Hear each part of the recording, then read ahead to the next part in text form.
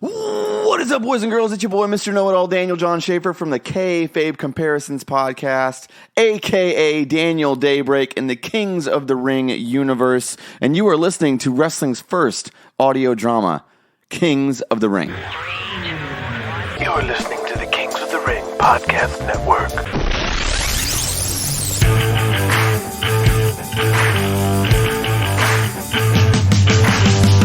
And welcome to the Kings of the Ring. My name is Steve Tatai, the writer-director of your favorite monthly wrestling soap opera, a fictionalized and romanticized retelling of the 1980s wrestling wars, following the rise and fall of the power brokers of the sport with a look into the sex, drugs, and muscles lifestyle of the 80s wrestler and the sacrifices they make for success.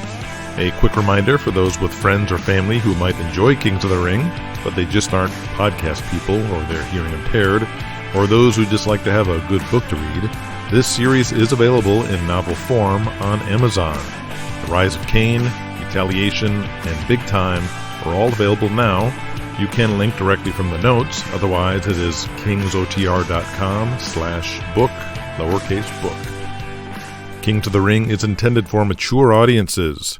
Today's episode would be rated MA for graphic and disgusting sexual dialogue and profanity. Definitely don't play this one in the car with the kids around, guys. Ladies and gentlemen, welcome to the Kings of the Ring.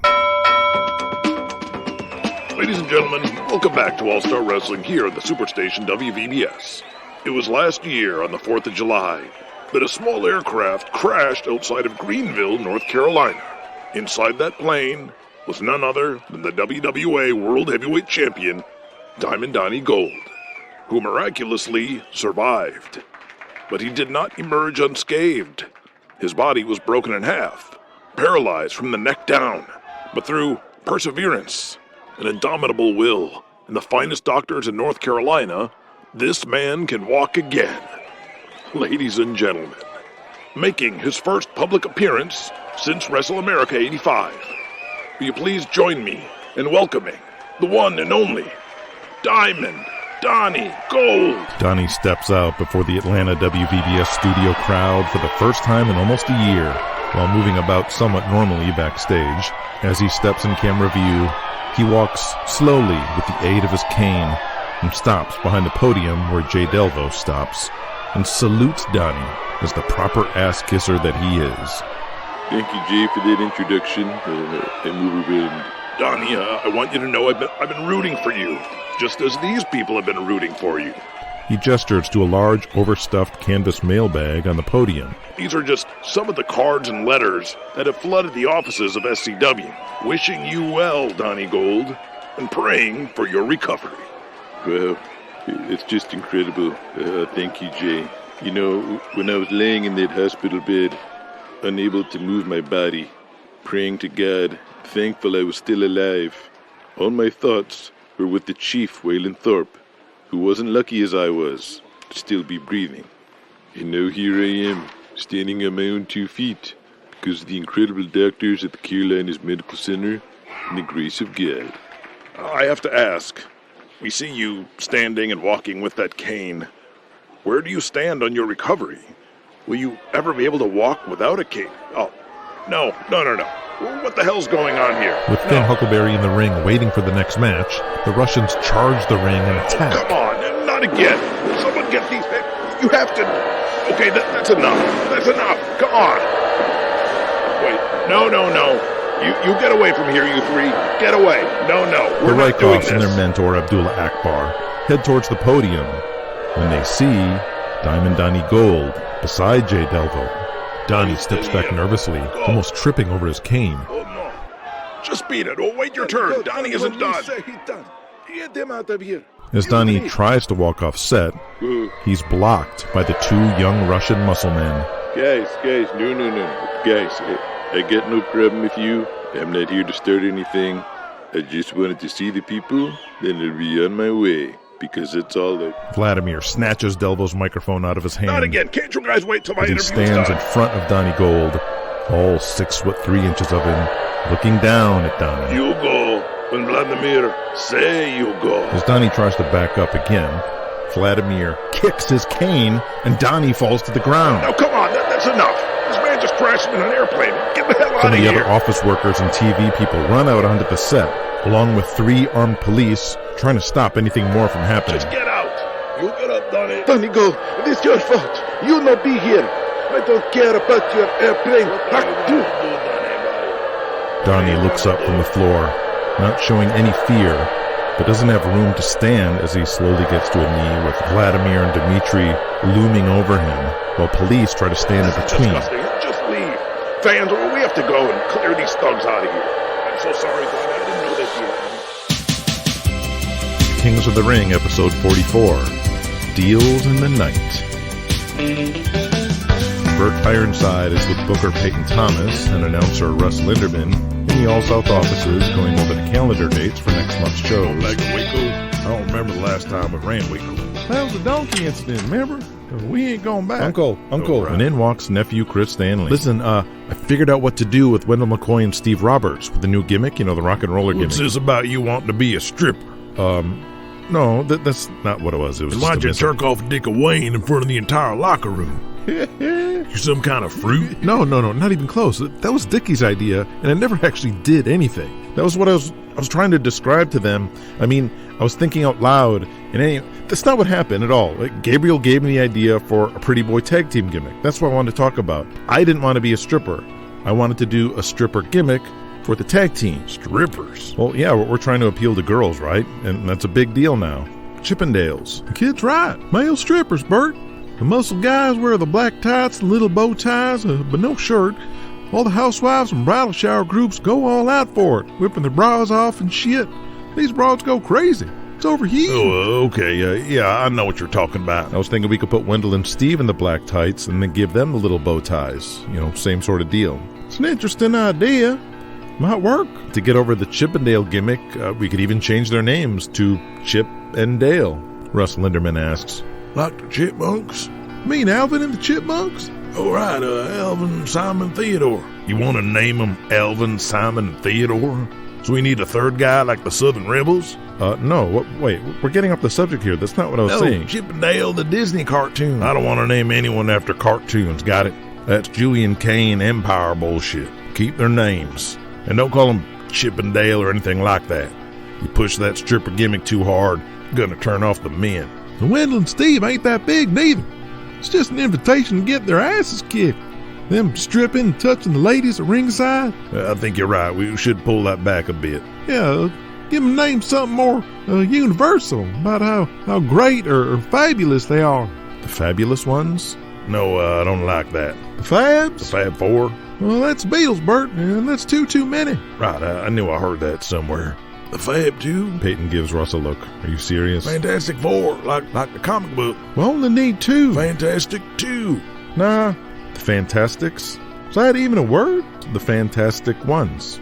Fantastic Ones. The Fantastic Ones. Yeah, the Fantastic Ones.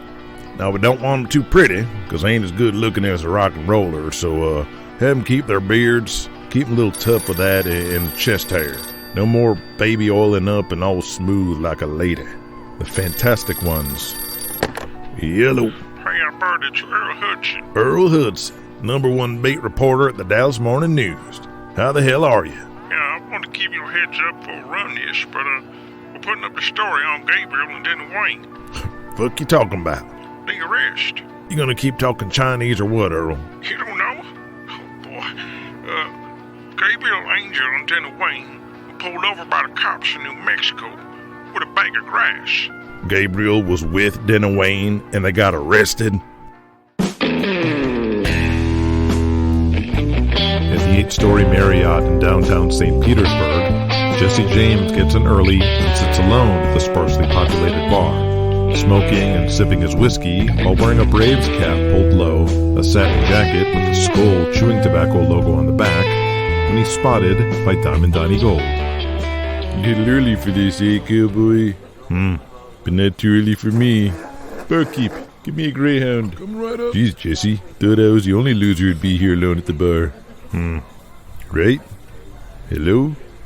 Yeah, I was thinking of quitting wrestling and joining the Harlem Globetrotters. Sound like a good idea, brother? Mm-hmm. Donny pats Jesse on the back to wake him as the bartender drops Donny's drink off, where he's already laid a $50 bill down, not waiting for change. Come on, brother, what's eating you?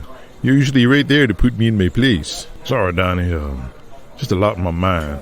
Come on, brother, spill it. Well, I feel like I'm at a crossroads here in SCW. What? Crossroads? What are you talking about? No. Did Julian Cain get to you? Is he trying to steal you away? That can't happen. You can't do that. No, Donny, that ain't happening, but, do you think Julian be interested? What the hell is going on, Jesse? You're scaring the shit out of me. Why are you talking like this? I don't know, Donny. I don't know what to do. What's the problem? I'm so confused.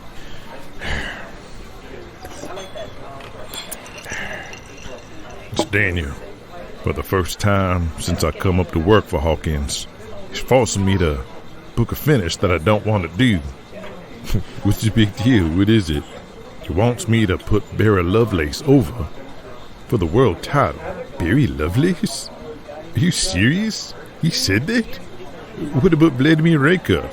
Why? I don't get it. I do not know, Donny, but he let me know in no uncertain terms that this was an order. Jesus Christ, what is he thinking? Exactly. I don't know what this means or why I think this is the right move for us, but yeesh. Now, you know me a long time, Donny Gold, and this ain't about me refusing to do a job. I put plenty of guys over as long as it makes sense. And this don't make no damn sense at all. And I'm really not sure I want to be here if this is what SCW is going to be like from now on. Because if it is, it's going to ruin a lot of careers. And SCW going straight down the toilet. I don't know what to say, Jesse. And Barry Lovelace? I mean, we're trying to be taken seriously, expanding into new territories. We march Lovelace up as our world champ in St. Louis. We'll be a laughingstock. And that's just the fans. The boys don't take him seriously neither. He's a joke. Donny finds himself feeling sorry for Barry with that last comment, as he thinks about all that went on between he and Miss Kitty, and him turning over a new leaf. You know, Jesse, can't believe I'm saying this, but what's the harm? Jesse turns and looks at Donny. Daniel isn't thinking permanent, right? I mean, there have been plenty of guys who have short title reigns. Doesn't necessarily mean anything. I mean, Crusher put guys over like that. I did it first. I mean, Barry's paid his dues for a lot of years. Plus, having to play that queer gimmick all this time. I mean, he's earned something. Maybe he deserves a shot. Jesse thinks hard, absorbing his words. And honestly, Jesse, the boys will respect you for doing the job. I mean, not to talk out of school, but all the boys see is the booker making himself the champ every night. Jesse nods as he snuffs out his cigarette. Thank you, Donny. Cool, man. Let's take things up a notch. Barkeep, 100 kamikaze shots. Jesus Christ almighty. What? We won't do them all at once.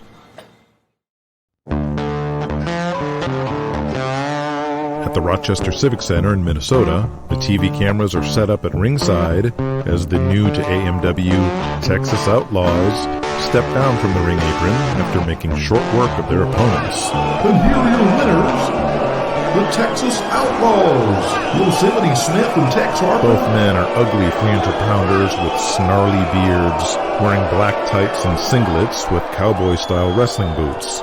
Tex looks as mean as a rattlesnake, with his medium-length curly brown hair and scarred forehead from all the bloodbaths he's been in over his long career.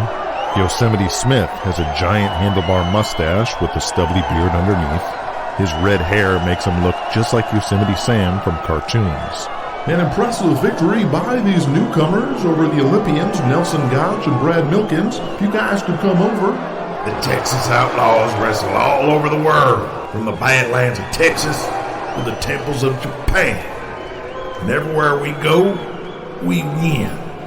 Because we're the rootinest, tootinest hombres in the land. And now we're here in AMW.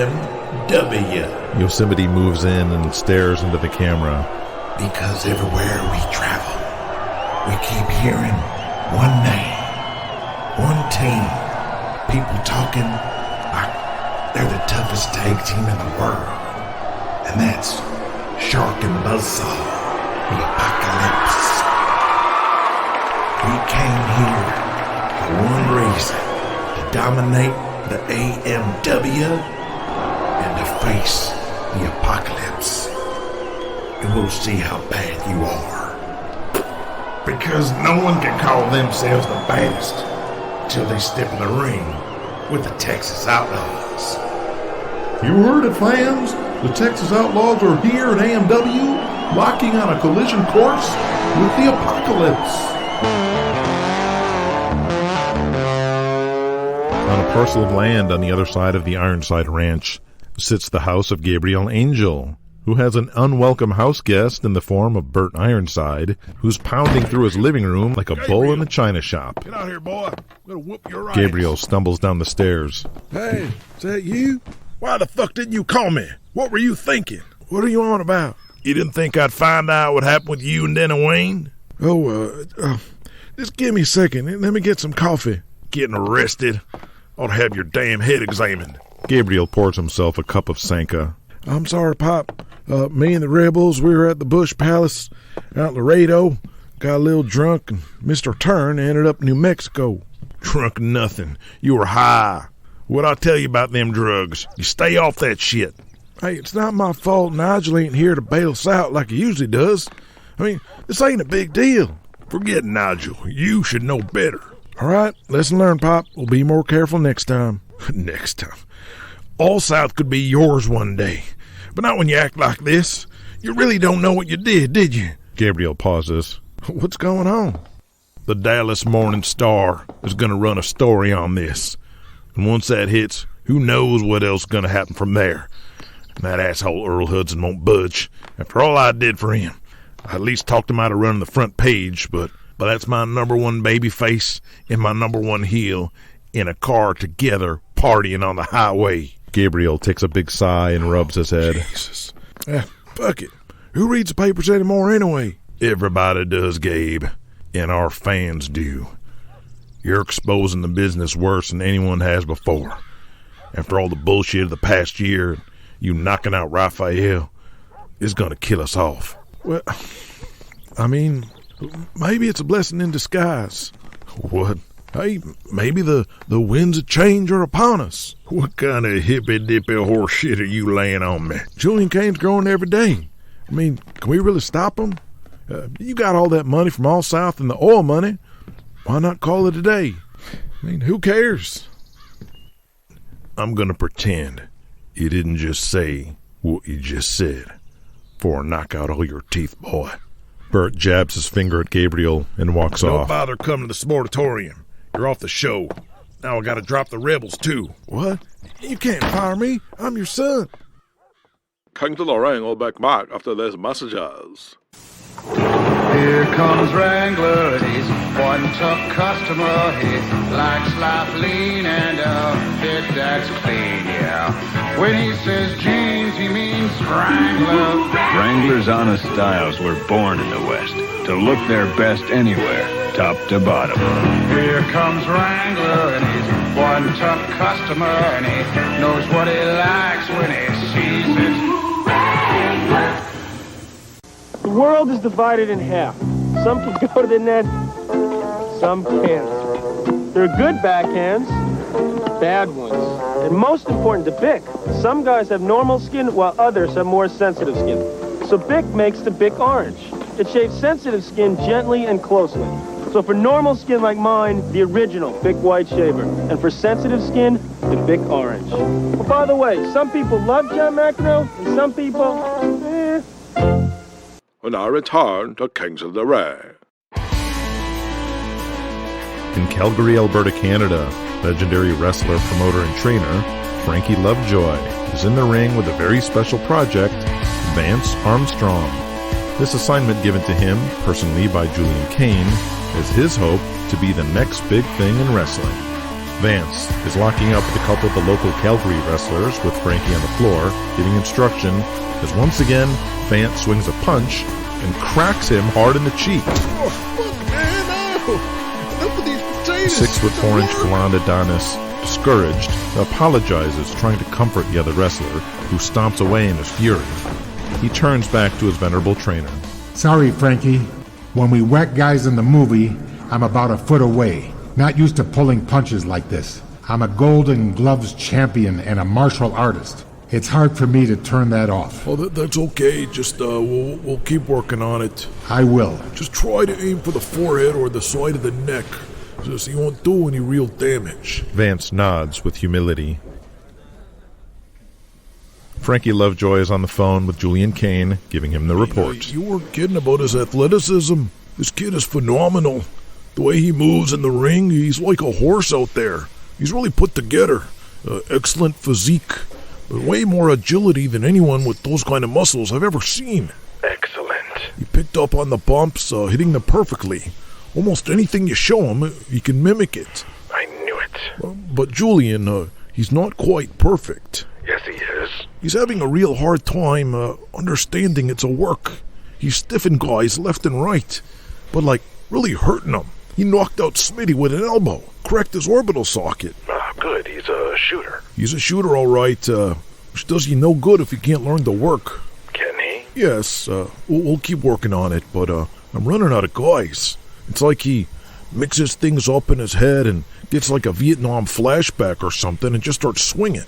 But I can fix him. Very good, Frankie. I won't forget this. When will he be ready? Well, when do you need him? Soon. You can even start next show in Calgary. That way I can be there. Maybe one of my guys can work him. Yeah, sure. When is the next Calgary show? Because I wasn't told any dates for 1986 from Louis or Hendo after the last one. Actually, I didn't get any dates for Canada next month. Well, it's all hands on deck, you see. For what? We're loading up our shows in the Midwest. I'm putting the squeeze on Charlie Gotch. I need to take him out once and for all. Okay, well, fuck Charlie. Miss Kitty is all dolled up as she strides down the hallway of the downtown Marriott in St. Petersburg. She stops at a mirror in the hallway and freshens up her lipstick and looks at herself in her overcoat with disgust. She nervously fumbles her lipstick back into her purse and looks down at her wedding ring.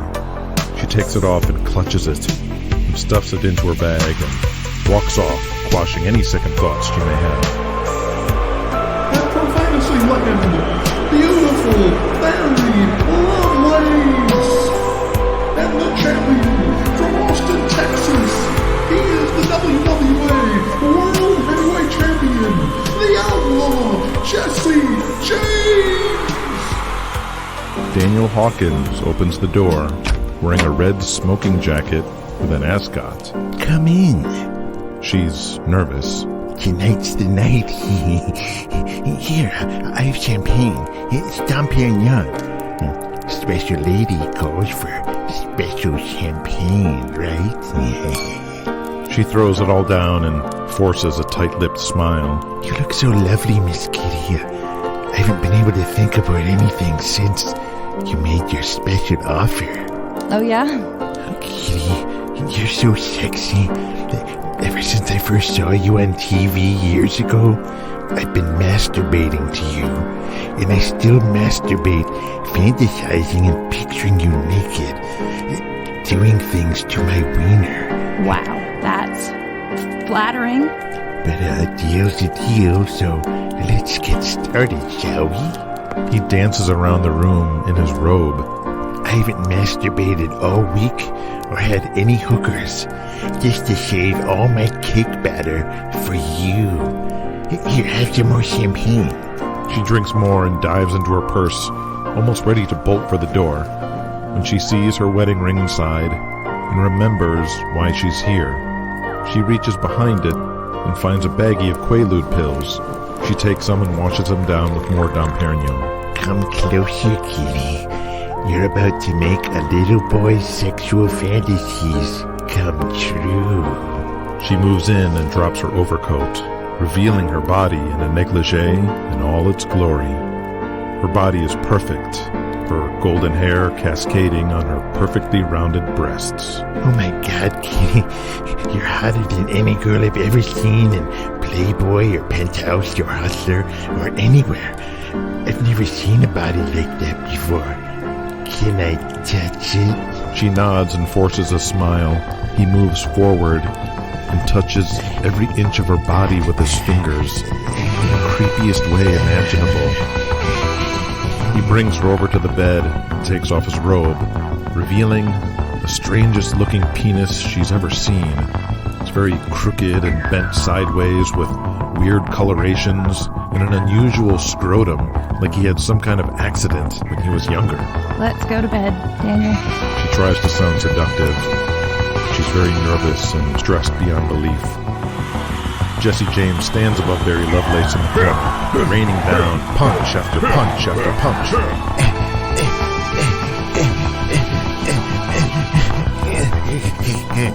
Kitty closes her eyes and clutches the sheets, just waiting for this to be over. No, Kitty, look at me. I want to see your eyes when I come. Look. She looks up at Daniel hovering over her, all sweaty and drooling, his ugly face and his weird expressions. Jessie stands on the apron and gets sprayed in the face with hairspray and trips backwards over Barry using the forks. Barry grabs Jessie's hip and schoolboy cradles him and puts both of his feet in the ropes with the referee not seeing a thing. 1, 2, 3! Daniel flops down on top of her, his hairy back all matted in sweat. She pats him. Good job, Daniel. You did. And here is your winner, and new world heavyweight champion, beautiful Barry Lovelace. The fans barely register this. They're completely in shock. Daniel rolls over on his back. Oh my God, Kitty. I've never come so hard in my life. Filling you up with all my goo. Your pussy's like silk. I love to put goo inside of your pussy.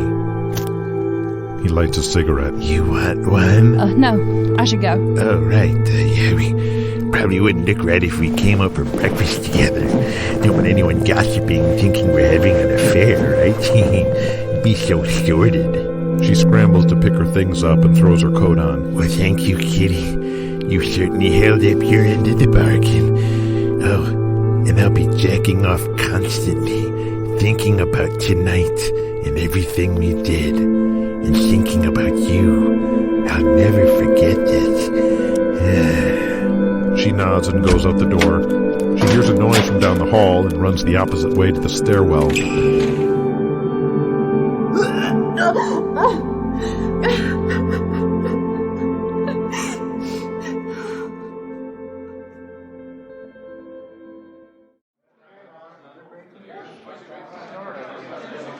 In the locker room, Bert Ironside storms in as Peyton Thomas awaits, holding the new Dallas Morning News up with a sympathetic face. Well, Bert, article ain't that bad. Fuck that, it ain't. All right, it's DEFCON 5, I know. Let me know when the rebels come in. I gotta fire them right away. Shit. Denny and Cooter were both in the car with Gabriel, but they all gotta go, even though poor Dickie wasn't even there. Chris enters as he overhears. You know, Uncle, I think this might blow over. Maybe if you just killed off the feud, maybe let him sit out for a bit, people might forget over time. Yeah, like in 30 years. It's gonna kill me. They gotta fire the rebels. Fans can't even see them in the parking lot. They need to go. No, something funny about the end of All South Wrestling? No. I'm sorry. I just had a funny thought went in my head. You know. What? Well, maybe we can just say they kidnapped Gabriel. I mean, he's all drugged up. Maybe they, knocked him out, threw him in the back of the car like an episode of Rockford Files or something. And they were going to drive him off in the woods and dump his body in the swamp. I'm sorry, Uncle. I shouldn't joke like that. It is bad. That's it. Come again? They kidnapped him. No, I was joking. No way, guys. Real no. issues make money, right? Gabriel was with Denny Wayne in Cooter, and they had a bunch of drugs, and Gabriel was high too, so the story checks out. Yeah. I mean, it definitely was both rebels, right? Not just Denny. We'd go on TV. Say Gabriel was at the bar, all drunk, as a good old boy like Gabriel might do, having a few barley pops. The rebels found him passed out and kidnapped him. Figured they'd get revenge on him. No, this is a horrible idea. This is just a rib, right, Peyton? I like it. It's good. No. This is not good. No one's going to believe this. Your sake, Chris, they better believe it. Because it's your idea. No, not my idea. Don't do it. Shit, me and my big fucking mouth.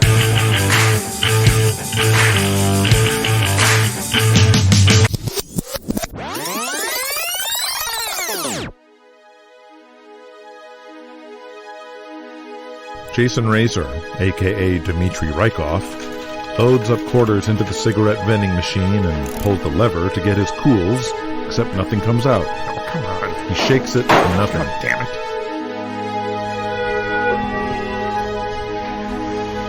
He steps out of the elevator and sees another cigarette vending machine. He walks over and puts his coin in and hears the cigarette pack drop. When he looks underneath, he doesn't see it. What the fuck? Oh, for cry. He gets on his knees and sticks his arm inside, trying to reach his cigarettes.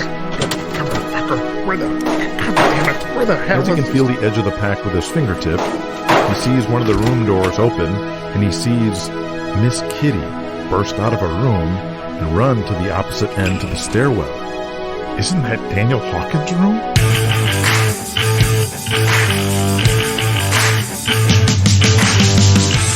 Whoa, what a crazy cliffhanger ending, as you are no doubt asking yourself the question of all questions that wasn't resolved with this ending.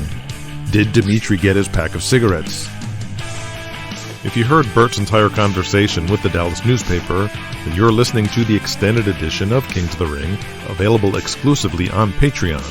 If you did not hear this scene, you're listening to the worldwide theatrical edition, and we invite you to become a patron, where you'll hear the extended version of Season 5 and the entire back catalog of the series. Check out patreon.com/kingsotr and how that works. And if you sign up, you'll also hear new episodes on the 15th of every month, instead of the 1st like everyone else. You can also give your feedback to us directly on your favorite scenes, which help shape the show, and you can even be an actual character in the Kingsverse. Thor's new agent Daniel Daybreak, for example, is named after a patron. Many characters in Kings of the Ring are indeed named after patrons, and that means you're in the novels too. And thanks to all of our guest voices, including the newest for Season 5, Laney Poffo, in one of his last of many contributions to the pro wrestling genre, and to our growing number of patrons and fans worldwide. Thank you.